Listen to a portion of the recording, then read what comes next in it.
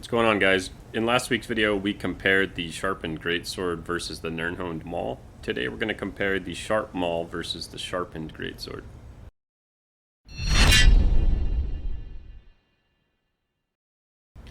Next week I'm planning on comparing the sharpened Maul versus Nirnhoned greatsword, so if that's something you're interested in, please make sure you subscribe.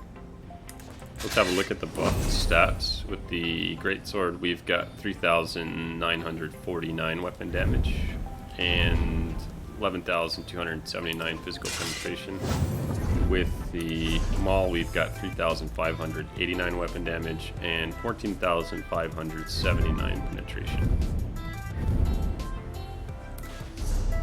The gear we're using today, we're using a 5-piece Spriggans. We have a sharpened sword on the front bar and a sharpened Maul on the back bar, and then we have a 5-piece of Adept Riders and then just a 2-piece Battle Org. Comparing the buffed tooltips for Vigor, we've got 15,965 for the greatsword and 15,080 for the Maul, so 965 difference. For Rally, 3,831 for the greatsword and 3,619 for the Maul. If we buff up and then cast Vigor and watch the heal over time, 3,287 with the greatsword and 3,105 for the Maul. So slightly less healing, looks like about 100 less.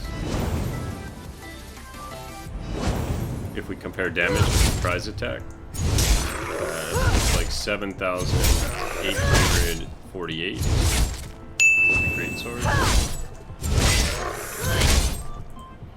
and with the Maul, 7,946. So almost exactly 100 difference between the greatsword and the Maul, with the Maul coming out slightly on top. Next, we're going to throw on a proc set. We're going to use Flame Blossom. Starting with the greatsword,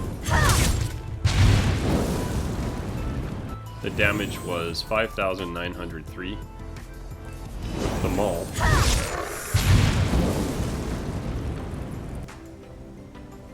the damage was 5,763 compared to 5,903 with the greatsword. So slightly less damage for the proc sets with the Maul. Slightly more damage for the surprise attack with the Maul. So with the... This is the greatsword, so 6,810 surprise attack with the greatsword, 6,933 with the Maul, but less proc set damage at 5,763 versus 5,903. So what it looks like is the Maul is slightly better for upfront burst damage. If you're running a ganker or Nightblade or something like that, I would definitely recommend using the Maul. But for a well-rounded build with heals and good damage, I would still go with the sharpened greatsword because of the increased healing. I believe that it comes out on top still. You're only losing a slight amount of damage, but you're losing quite a bit of healing when you go with the Maul. Thanks for watching, guys. If you're interested in next week's episode, the sharpened Maul versus the Nirnhoned greatsword, don't forget to subscribe, and we'll see you in the next one.